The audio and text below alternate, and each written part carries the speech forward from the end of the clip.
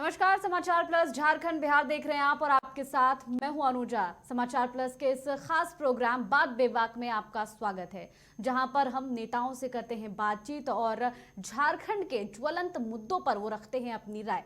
तो आज हमारे साथ स्टूडियो में मौजूद हैं गरीबों, किसानों, मजदूरों के जनप्रिय नेता, राजनेता के साथ शिक्षाविद और दार्शनिक के रूप में विशिष्ट पहचान रखते हैं राम टहल चौधरी। रांची के पूर्व सांसद रह चुके हैं 5 बार से। बहुत बहुत स्वागत है सर आपका। सर, आप 5 बार सांसद रह चुके हैं और शिक्षाविद भी हैं और शिक्षा के क्षेत्र में आपकी बहुत अच्छी पहचान रही है। जानना चाहूंगी कि शिक्षा के क्षेत्र में और क्या कुछ करने की सोच रहे हैं आप? देखिए, मैं 5 बार सांसद रहा, उसके पहले 2 बार विधायक भी रहा कांके से। और हमने राजनीति में जब आए तो मेरा कोई गुरु नहीं, समस्या के साथ लड़ते रहे। 64-65 में जब यह देखने को मिला कि शिक्षा में बहुत पीछे हैं, लड़के तो क्या, लड़की तो नग्न था शिक्षा में, उनका कोई शिक्षा नहीं हो रहा था कहीं। तो हमने कई मुद्दों को लेकर, लड़का हो या लड़की स्कूल भेजो, और फिर तिलक दहेज, अन्य सामाजिक कुरीतियों को लेकर रांची रामगढ़ में 2 साल 3 साल हम लोग गांव-गांव आंदोलन किए। और 67 में हमने इंडिपेंडेंट लड़ा कांके से एमएलए के लिए, तो 1500-2000 वोट से हम हार गए थे। तो चिंता नहीं हुई हमारे लोगों को भी, ना हमको, क्योंकि चुनाव का कोई आइडिया नहीं था, पॉलिटिक्स जानते नहीं थे। लोगों ने कहा कि आप इतना काम कर रहे हैं तो चुनाव लड़िए। अब लंबा बात करेंगे तो बहुत दिक्कत होगी, इसलिए उस समय केबी सहाय मुख्यमंत्री थे। लोगों ने कहा कि केबी सहाय से टिकट मांगिए, तो हम लोग ऑफिस सरदानंद रोड में आए, कांग्रेस ऑफिस में, कहे कि हम कांके से लड़ना चाहते हैं, टिकट चाहिए। तो उन्होंने कहा कि क्या सामाजिक काम करते हो हम? कि रोज़ सामाजिक काम करते हैं। 50,000 रुपया है? तो हमने कहा कि नहीं है। तब फिर कैसे चुनाव लड़ोगे? इसका मुझे बहुत रिएक्शन हुआ। फिर सारे लड़कों को बैठा के बोले कि भाई ऐसी ऐसी बात है, क्या करना चाहिए? कि नहीं, चुनाव लड़ना है। तब फिर हम इंडिपेंडेंट चुनाव लड़ गए थे, तो 1,500-2 हज़ार वोट से हारे। बीच में जनसंघ के कई नेताओं ने संपर्क किया, जो अभी कुछ लोग हैं, कुछ लोग नहीं हैं, जिसमें बलवीर दत्त भी हैं। और ये 4-5 आदमी, गौरी दत्त मोदी, सीताराम मोदी, ये सब आए और कहे कि लड़के को टिकट देंगे तो अगले बार जीत जाएगा। तो हमारे पास आए, अपना विचार रखे, तो हम बोले कि इसके पहले हम थोड़ा सा अपने लोगों से राय ले लेंगे, तब हम ज्वाइन करेंगे। तब सभी लड़कों को बैठाया, बोले कि हाँ, टिकट देता है तो ज्वाइन कर लेना है। तो फिर 67 में ही अटल जी रांची आ रहे थे, आदरणीय अटल बिहारी वाजपेयी जी। तो लोगों ने कहा कि उस दिन आ रहे हैं और अटल जी के सामने ही आप ज्वाइन कीजिए। तो फिर अटल जी आए, यहाँ झोपड़ी नामा ऑफिस था वुमेंस कॉलेज के सामने। तो उस समय वो आए, तो फिर उन्हीं के सामने हमने ज्वाइन किया 67 में। और 67 में ही पंचायत का चुनाव हुआ, तो हमने पंचायत का चुनाव लड़ा और फिर प्रमुख का चुनाव लड़ा। तो 14 पंचायत था और मांझी में, जिसमें 12 जगह कैंडिडेट हम लोग खड़ा किए, 14 जगह खड़ा किए, जिसमें 12 जगह हम जीते। तो फिर अपने पंचायत से, कुछ पंचायत है, वहाँ से मुखिया हुए, और फिर मुखिया लोग ही प्रमुख का वोट देता था। तो फिर चूँकि 12 आदमी हम लोग जीत गए थे 14 में, तो स्वाभाविक है। राम टहल जी, ये तो संघर्ष की आप बात कर रहे हैं। शिक्षा के क्षेत्र में भी आप बहुत काम किए हैं, और जैसे आप छात्र छात्राओं की बात करें, छात्राओं के लिए अलग से कुछ चीजें लेकर आए, कितना मुश्किल रहा ये? कौन कौन सी कठिनाइयां सामने आई? उसी पर आ रहे हैं। पूरा विस्तार करेंगे तो 2-4 घंटा लगेगा, इसलिए हम उतना नहीं जा रहे हैं। हम फिर 69 में जो लड़े तो 25,000 वोट से जीते। तो जीते तो लोग एडमिशन के लिए आते था, पैरवी करने के लिए। तो उस समय मिशन का बरियातों में स्कूल था, मारवाड़ी स्कूल, जिला स्कूल, यही सब था। तो लोग सुनते नहीं थे, और हमारा हमारे मन में था कि लोगों को ज़्यादा लोगों को एडमिशन हो, पढ़ें लिखें। तब फिर हम लोगों ने सोचा कि तब नहीं सुनी जा रही बात, तो हम लोग बैठ के विचार किए कि क्यों नहीं हम लोग स्कूल चलाएं। तो फिर उसी में हम लोग बूटी में जन सहयोग से, लकड़ी बांस हर चीज़ सहयोग से वहाँ शुरुआत किया। और शुरुआत किया तो लोग मजाक भी करते थे कि गांव देहात का आदमी क्या स्कूल चला पाएगा, मगर उसको चैलेंज के रूप में लिए। और मैं अभी बहुत से टीचर हैं, बहुत से नहीं हैं, सभी पढ़े लिखे, अच्छे पढ़े लिखे लड़कों ने कहा कि आप खोलिए, हम लोग योगदान देंगे। और उन लोग का बड़ा योगदान रहा, भूमिदाताओं ने भूमि दिया और साथ साथ लड़कों ने 5 साल 10 साल तक फ्री काम किया, जिसके वजह से जो मन में इच्छा थी पूरा हुआ है।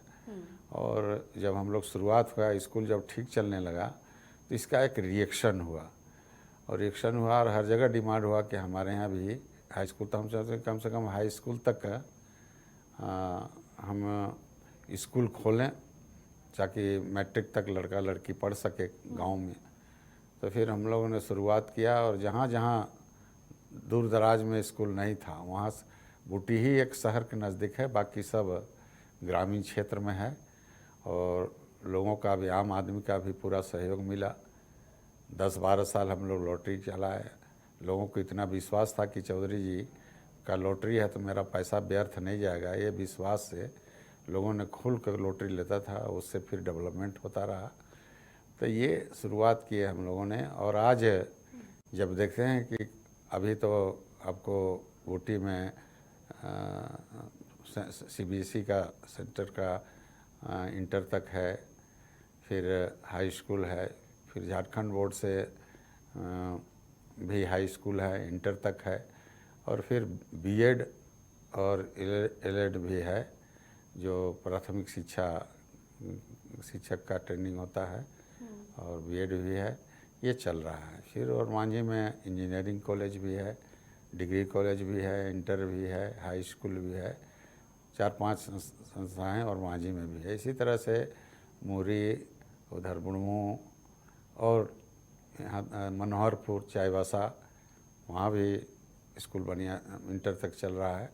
तो अभी जब जो स्कूलों में जाते हैं, और इसका रिएक्शन हुआ कि देखा कि जब वहाँ स्कूल शुरू हुआ है तो ये एक तरह से रिएक्शन हुआ, और गांव-गांव में पढ़े लिखे लड़के लोग स्कूल खोलना कर गए, हर समाज के लोग, और सभी जगह स्कूलें चल रही है। और इससे मन में बड़ी खुशी होती है कि लड़कों से लड़कियों की संख्या हर जगह ज़्यादा है, जो हमारे मन में पूरे शुरू से इच्छा थी कि जब तक लड़कियां नहीं पढ़ेंगी तब तक न घर परिवार का सुधार हो सकता है, न समाज का सुधार होता है। इसलिए लड़कियों का पढ़ना आवश्यक है। ये आंदोलन तो शिक्षा के क्षेत्र में और कुछ क्या बदलाव करना चाह रहे हैं, कुछ क्या नया लेकर आ रहे हैं? और अभी तो देखिए बहुत सारे चीज़ें हैं। अभी हम ये चाहते हैं कि हमारे यहाँ लोग IPS, IAS, डॉक्टर, बैंकिंग, इस सब में पीछे हैं, तो हम वो भी प्रयास कर रहे हैं कोचिंग का। ऐसे अफसरों से कंसल्ट कर रहे हैं जो रिटायर कर गए हैं, जो सेवा भावना से काम करना चाहते हैं, तो ऐसे लोगों से संपर्क करके ये मन में इच्छा है कि एक कोचिंग का क्लास करें कि अच्छे और हर विभाग में लोग जा सकें। इससे छात्र छात्राओं को काफ़ी सुविधा होगी, और यही वजह है कि इतना ज़्यादा समर्थन आपको आम जनता से मिला, और इतने सालों तक आप सांसद रहे हैं, विधायक रहे हैं।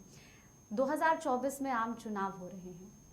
जब पिछली बार आप चुनाव लड़े थे, अकेले आप लड़े थे, इस बार क्या सोच रहे हैं? क्या चुनाव लड़ना है इस बार? इस बार अकेले है। देखिए, टिकट नहीं करता तो मेरा ये 6ठा बार होता, हाँ, समझे ना। मगर कुछ लोग क्या कहेगा, द्वेष भावना से टिकट कटाने का काम किया, इसीलिए अब हम गुस्से में चुनाव लड़ गए थे कि गलत हुआ है।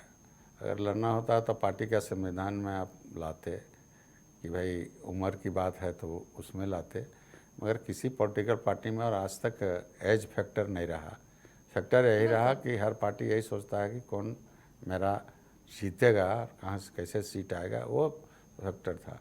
मगर ये जानबूझ के पूरे देश में 130 एमपीओं का टिकट काटा गया। तो एक इस तरह से रणनीति के तहत हाँ काम चल रहा है। काम चल रहा है, जो ये लोकतंत्र में ऐसा नहीं होना चाहिए। तो ये स्थिति है। अब रहा कि आगे की बात है, तो आगे विचार विमर्श कर रहे हैं, सोच समझ के ही कुछ निर्णय लेंगे। अभी तक कोई निर्णय नहीं। 2015 से 2019 तक बीजेपी की सरकार रही, जिसके बाद 2019 में महागठबंधन की सरकार बन गई। क्या लगता है आपको कि बीजेपी में क्या कुछ कमियां रही जिस वजह से जनता ने उन्हें नहीं अपना समर्थन दिया? नहीं, 2014 से तो समर्थन मिला ही झारखंड में।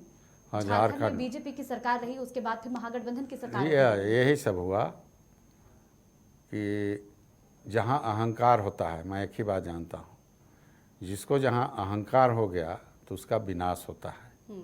वही अहंकार में चल रहे थे सरकार, और जिसको हमारा ही नहीं, कई आदमी का टिकट कटा। वीरेंद्र पांडे और एक, तो ये मानते हैं आप कि बीजेपी में गुटबाजी है? बिल्कुल गुटबाजी है। गुटबाजी के तहत ही तो ऐसा हुआ। और जो हम लोग जनसंघ के समय से जीरो से शुरू किया, पार्टी को गाँव-गाँव पैदल साइकिल जा करके, कोई कार्यकर्ता नहीं था, तब मैं और अटल जी के बाद में बहुत अंतर पड़ा है। और इसीलिए कभी कभी हमको पॉलिटिक्स से घृणा हो जाता है। अब कार्यकर्ताओं का पहचान नहीं है। अब किसके पास ज़्यादा पैसा है, किसके पास अच्छा गाड़ी है, कौन दिन भर में 4 बार कपड़ा बदल के आता है, वैसे लोगों को पहचान है। पहले कार्यकर्ताओं का पहचान था, अभी पुराने लोगों को अभी के पीरियड में लोग पहचानते नहीं हैं, जानते नहीं हैं। ये स्थिति है। तो आपको क्या लगता है कि समाज कल्याण के लिए अब नेताएं जो हैं वो कम काम कर रहे हैं? कम काम कर रहे हैं, या जो जिस पहले जो लोग आते थे तो सोचते थे समाज के लिए हम कुछ काम करें, कुछ अपना वो चाहते थे कि जिससे मेरा नाम हो और गांव देहात समाज का कल्याण हो। वो दृष्टिकोण अब नहीं है। अब है कि अधिकतर लोग, कुछ लोग होंगे 1-8% लोग, और नहीं तो अधिकतर लोग ये सोचता है कि एक बार मौका मिले तो हम खानदान खानदान तक का बटोर लें। ये सोच है। अभी आप देख रहे हैं झारखंड अलग, हम लोग नहीं रहते 12 सांसद, बिल्कुल, तो झारखंड अलग नहीं होता। हम लोगों ने कहा कि झारखंड अलग नहीं कीजिएगा, तो हम लोग सब रिजाइन लिख के दे दिए थे अटल जी को। तब जा कर के बात हुई और हम लोग का बिल साथ आया, नहीं तो झारखंड का बिल किनारे कर दिया था। तो फिर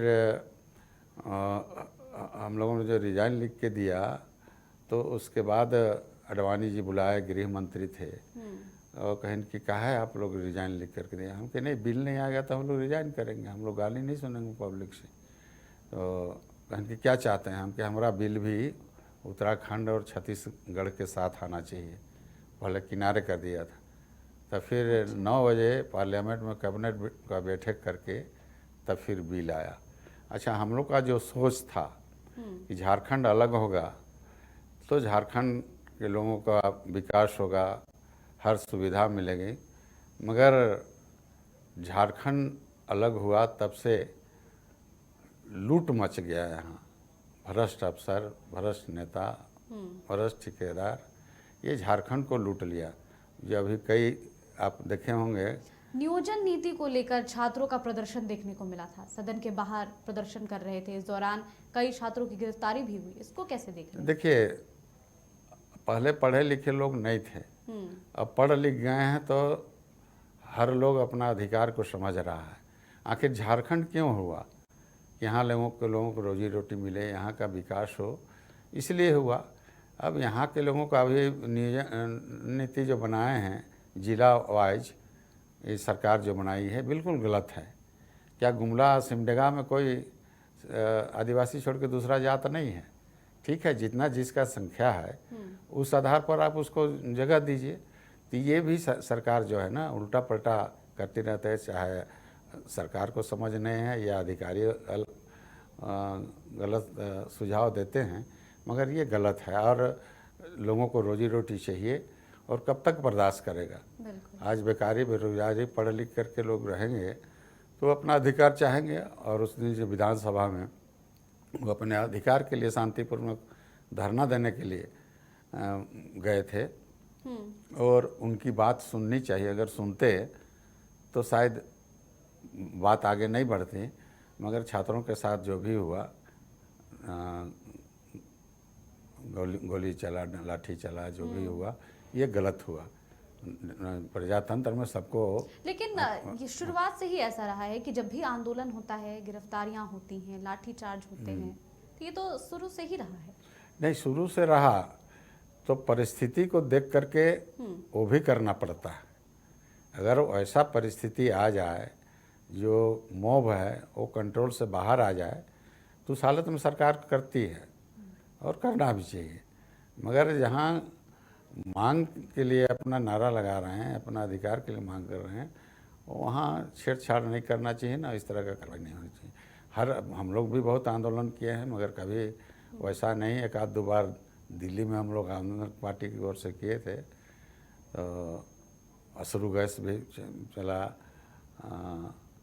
फिर रबड़ वाला गोली भी चला, जिसमें हमारे उस समय ये नाम बता रहे कई नेता घायल भी हो गए। तो ये सब तो होता रहता है। बिल्कुल। आपका जो बहुत लंबा करियर रहा है पॉलिटिकल में, क्या आपको सीख मिली और आपको अब लगता है कि ये चीज़ नहीं करना चाहिए नेताओं को? देखिए, कहे ना कि पहले भी करप्शन था, मगर इधर 5-10 सालों से करप्शन आसमान पर छू गया। किसी अधिकारी को कोई डर भय नहीं, और ऊपर से ये करप्शन ऊपर से ही फैलता है। अब बहुत सा सुनने में आता है कि अधिकारियों का ट्रांसफ़र पोस्टिंग नीचे से ऊपर उसको डाक होता है, कहाँ जाओगे तो कितना पैसा लगेगा। तो ये अधिकारियों को तो हम बेईमान बना के भेज रहे हैं, तो वो जनता का शोषण करते हैं। इसलिए सरकार को बिल्कुल पहले भी देखा ऐसा नहीं था, इसीलिए कहा कि हमको घिरना अभी होता है। पहले जो देखा कैसे लोग अधिकारी होते थे, कैसे नेता होते थे, इतना नीचे गिरावट नहीं था। आज खुलेआम, आज खास करके गांव देहात के किसान परेशान हैं प्रखंडों से हर जगह, और नीचे से ऊपर कोई सुनने वाला नहीं है। इसका मतलब सबका मिली भगत से ये सब करप्शन चला है, और ये अगर इसी तरह से चलता रहेगा तो किसी न किसी दिन फिर इसके विरुद्ध भी लोग आंदोलन करने के लिए मजबूर हो जाएंगे। पढ़े लिखे लड़के कोई काम से जाते हैं, किसान कोई काम से जाता है, तो उनके साथ बड़ा दुर्व्यवहार होता है और शोषण हो रहा है। बिल्कुल। तो करप्शन कम होना चाहिए करप्शन कम होना चाहिए। लोग सरकार को लोगों को रोज़ अखबार में देखते हैं, चाहे केंद्र हो या राज्य हो, लोगों को नियोजन के तरफ ध्यान नहीं है। हर विभाग में, हम लोग तो पार्लियामेंट का कमेटी में हर विभाग में जाते थे, बैंक हो, रेलवे हो, कहीं भी गए तो हर जगह, चूँकि काम और बढ़ा है लोगों का, और पहले जो स्ट्रेंथ था उससे भी कम अभी लोगों की संख्या है, तो किस आधार पर काम करेंगे। तो उसी तरह आप देखिएगा, हर पंचायत में एक VLW होता था, अब 4-5 पंचायत में एक VLW है। कर्मचारियों की कमी है हर विभाग में। हम समझते हैं हर विभाग में अगर नीचे से ऊपर लोगों की नियुक्ति हो तो करोड़ों करोड़ लोगों को नियुक्ति हो सकती है, मगर इस तरफ ना केंद्र का ध्यान है ना राज्य का ध्यान है। बिल्कुल। 2024 में आम चुनाव हो रहे हैं, बीजेपी की तरफ से तमाम जो बड़े नेता हैं वो झारखंड पहुंच रहे हैं, चुनावी सभा कर रहे हैं, प्रचार प्रसार का भी दौर शुरू हो गया है। क्या लगता है 2024 में किसकी सरकार बनेगी झारखंड में? ये भविष्यवाणी तो हम नहीं कर सकते हैं। आपके पास काफी लंबा चौड़ा एक्सपीरियंस है। नहीं, मुझे लगता है कि आप अच्छे से इसमें बहुत सा फैक्टर काम करता है। कैंडिडेट प्लस पार्टी दोनों का समावेश होता है, और दोनों का तालमेल बैठता है, तभी जीत हार होती है। और अभी बहुत सा हम तो वो आज कर रहे हैं, अभी इसलिए किसी इस पर नहीं बात करना चाहते हैं। देख रहे हैं कि अगर अपोजिशन एक साथ आ गया, अच्छा, तब फिर दिक्कत होगी, महंगा पड़ेगा। तो अभी क्या परिस्थिति बनता अभी तक तो नहीं है, क्योंकि विकल्प, जनता विकल्प देखना चाहती है। जो विकल्प अभी सामने नहीं आ रहा है, तो ये स्थिति है अभी, इसलिए इस पर कुछ कहना अभी बड़ा मुश्किल है। बिल्कुल, अपोजिशन की बात हो रही है और अगर केंद्र के फलक पे देखें तो राहुल गांधी को लेकर जो प्रकरण हुआ है 2019 में, उन्होंने मोदी टाइटल को लेकर जो टिप्पणी की थी उस पर अब फैसला आया, उनकी सदस्यता रद्द हो गई, 2 साल की सजा हुई, उनमें जमानत भी उन्हें मिल गई है। इस पूरे प्रकरण को कैसे देख रहे हैं आप? नहीं, अच्छी बात नहीं है। लोकतंत्र में ये ऐसी बात नहीं है। ऐसा तो रोज एक दूसरे के प्रति हर नेता बोलता है, मगर खास करके राहुल गांधी के साथ जो भी निर्णय हुआ है दुखद है, अच्छा नहीं है। और इस तरह का होगा तो हम समझते हैं कि बहुत से लोग लपेट में आएंगे।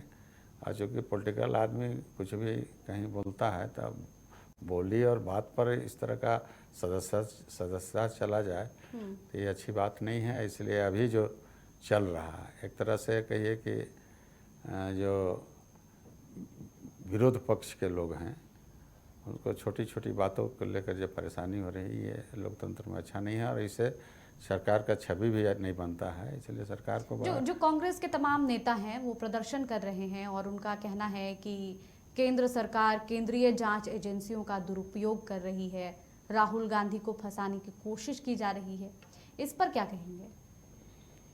अब देखिए, इस पर हम क्या कह सकते हैं, मगर कहीं नहीं कहीं ये बात है कि विरोधियों को समाप्त कर दें, इस तरह की बात है कहीं, और उसी आधार पर काम हो रहा है।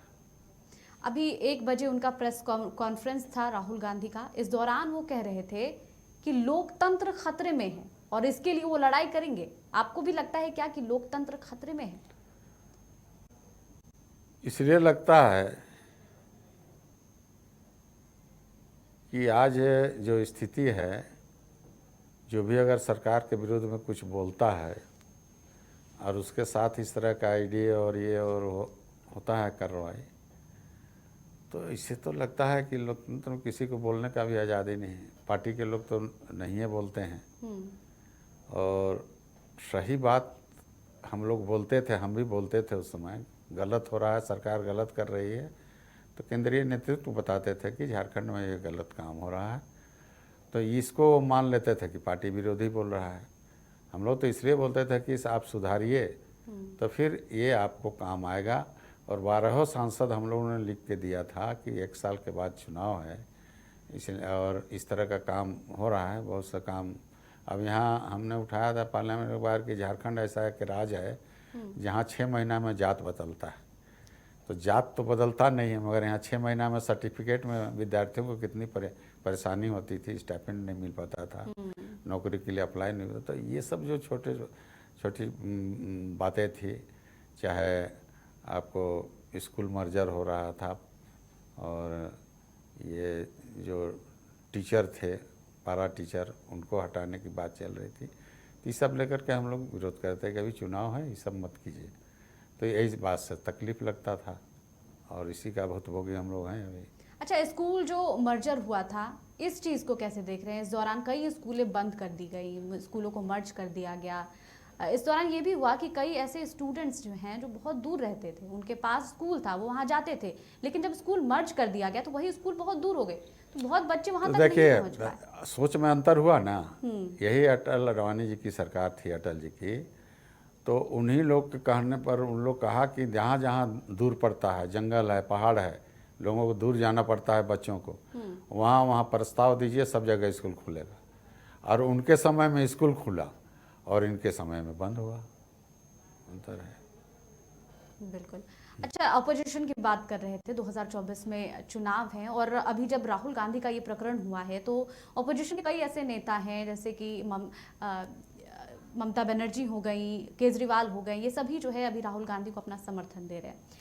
क्या लगता है 2024 में चुनाव के वक्त ये सभी क्या एकजुट हो जाएंगे, या फिर इसको लेकर भी कुछ रणनीति चल रही है अंदर? नहीं, उनका अंदर की बात हम कैसे बता सकते हैं, उनके अंदर में क्या चल रहा है। हमने तो कहा कि अगर एकजुट हो जाएगा, अगर एकजुट हो जाता है तो फिर कुछ परिणाम कुछ और हो सकता है। बिल्कुल।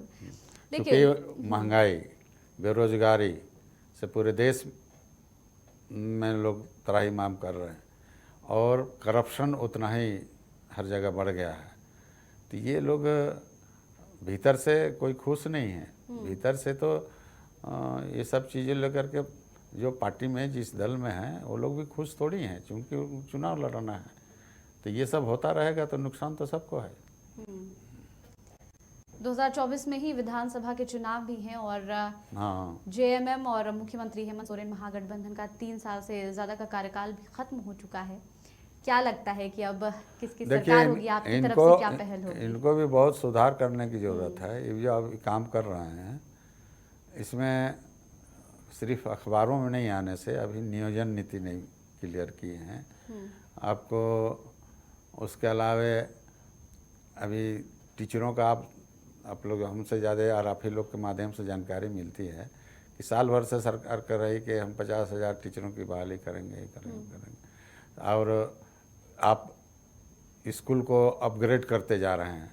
प्राइमरी से लेकर +2 में 2 टीचर है, क्या पढ़ावेगा वो? तो और सरकारी स्कूल में ज़्यादा गरीब के बच्चे पढ़ते हैं, जो सक्षम है सब प्राइवेट स्कूल में भेजता है। आजकल सब चाहता है कि हम बच्चे को अच्छे स्कूल में पढ़ाएं और हमारा बच्चा अच्छा पढ़ाई करे, मगर सरकारी स्कूल का जो हालत है, शिक्षा नीति रोज़ बदल रहा है, समझ में नहीं आ रहा है। हम तो लिख के दिया था प्राइम मिनिस्टर को भी और मुख्यमंत्री को भी कि आप नीति कौन सी बनाए। पहला आप इन नीति बनाइए ना कि हम जितना भी सब्जेक्ट वाइज हर स्कूल में टीचर देंगे और स्कूल को ठीक ढंग से चलाइए। तो आप टीचर दीजिएगा नहीं और कुछ नीति बनाइएगा तो क्या होगा? वही लोग सरकारी अफसर लोग जाते हैं प्राइवेट स्कूल में जो हम लोग चलाते हैं, पूछते हैं कि सब्जेक्ट वाइज टीचर है कि नहीं, ये टीचर का कहाँ कमी है। तो हम तो कभी भी कहते हैं कि आप अपने सरकारी स्कूल में पूछते हैं कि टीचर हैं कि नहीं है। तो ये गरीबों के साथ जो मजाक हो रहा है, खाली खिचड़ी खा रहे हैं बच्चे, अभी सस्ता पॉलिटिक्स हो रहा है। इसलिए स्कूलों में सबसे पहले अगर चाहते हैं कि बेटा बेटी को पढ़ाओ, खाली नारा से नहीं होगा, उसको व्यवहारिक रूप से जो कमी है उसको पूरा करना पड़ेगा। जहाँ भवन नहीं वहाँ भवन दीजिए और फिर टीचर दीजिए, तभी पढ़ाई हो सकता है। अनाप शनाप इतना पैसा का दुरुपयोग हुआ है यहाँ कि बड़े बड़े बिल्डिंग बन गए, हॉस्पिटल बन गए करोड़ों का। रांची में भी कई जगहों पर कई नाम से बिल्डिंग बन गया और वो बेकार पड़ा हुआ है। सिर्फ और कई ऐसे स्कूल हैं जिसमें खाना जो है वो प्रॉपर नहीं मिलता है, मिड डे मील की हाँ, बात तो ये भी है ना। हाँ। ये सब तो करप्शन का जड़ है। बहुत कम है कि जहाँ ईमानदारी से टीचर खिलाते पिलाते होंगे, और नहीं तो अधिकतर दुरुपयोग ही होता है इसका। बिल्कुल, बहुत बहुत शुक्रिया राम टहल चौधरी जी, बहुत बहुत धन्यवाद। जुड़े, अपनी बात रखें। शरूर और रामनवमी का आप सभी को, पूरे राज्य और देश के लोगों को हार्दिक बधाई, शुभकामनाएं। बिल्कुल, बहुत बहुत शुक्रिया। तो ये थे हमारे बहुत लंबे समय से सांसद रहे हैं रांची के, और बात बेबाक में इन्होंने अपनी बातें रखी हैं और सरकार को लेकर इनका क्या ओपिनियन है, ये बातें उन्होंने रखी हैं। इस बात बेबाक में मेरे साथ फिलहाल इतना ही, और देश और दुनिया की तमाम खबरों के लिए देखते रहिए समाचार प्लस झारखंड बिहार। मुझे दीजिए इजाजत, नमस्कार।